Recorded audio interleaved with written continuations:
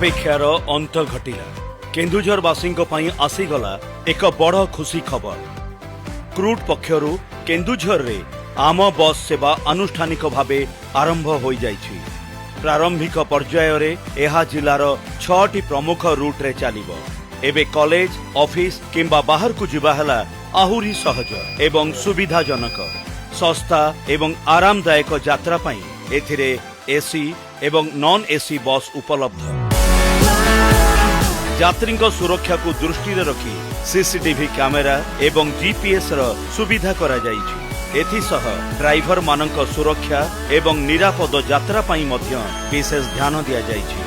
आउ स्टैंड रे घंटा घंटा अपेक्षा करिबा दरकार नाही। आम बस आप डाउनलोड करंतु एवं निज बस को लाइव ट्रैक करंतु।